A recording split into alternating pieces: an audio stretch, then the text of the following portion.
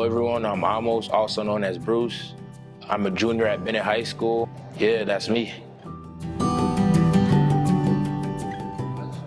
I was born in the Congo in 2008. So living in the Congo, it wasn't really like what it was now. I think it was really a calm time where everybody was joined together. At least how I saw it from a kid's perspective, I think it was a real nice community. People think that like back in Africa, it's like bad, like we live in, like we're uncivilized people. No, we're not. My father always brought us up in a way where we was close in our family because that's the way he was brought up. So like I would see my cousins as my brothers and sisters, and I would treat my aunt and uncles as my parents. So we was also always so close together. I couldn't, like right now, I couldn't imagine where I would be without my family. One day, my father was on the phone with my uncle that lived here since 2006. And it was like, my father was always traveling as a kid. He was a diplomat, he's a politician. So he was also always going around like abroad to like Portugal, Spain. And my uncle lived in America and we always wanted to travel. So my uncle on my mother's side had paid for it was like a type of lottery we had back home called the David Lottery. So my uncle paid for that lottery and then we won and we got our tickets.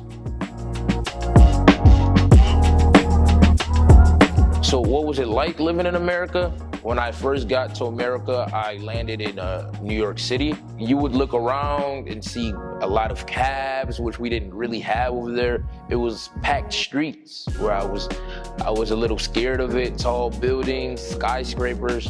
I was, shocked. And then we took a Greyhound bus up to Buffalo. And we got to Buffalo, we walked into a Tim Hortons. I still remember that day. It was pretty cold. That was the first time I experienced such weather. And, they had their breakfast biscuits, which I have never seen before.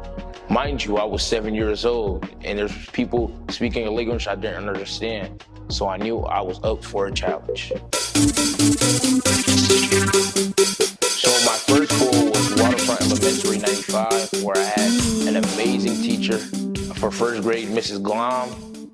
Shout out Mrs. Glom, where she was teaching, like I was coming towards the end of the year, so that was a little hard to grasp all the work because the kids next to me were so advanced.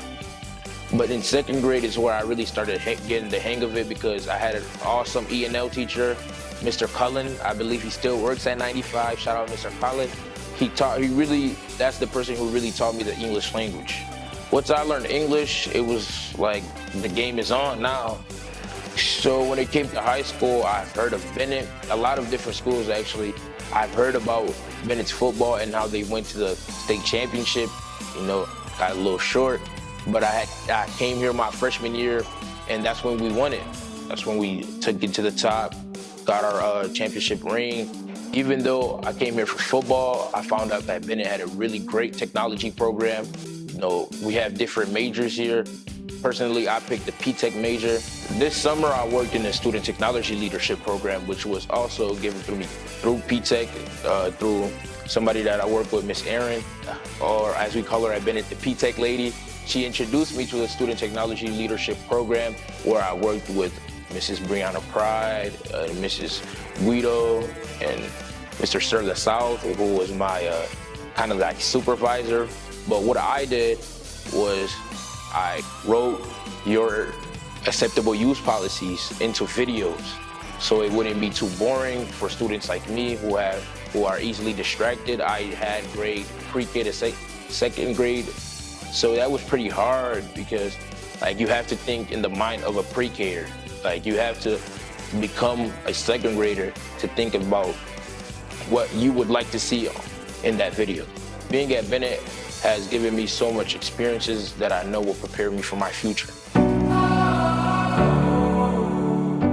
One thing that I still struggle a little bit with is my father.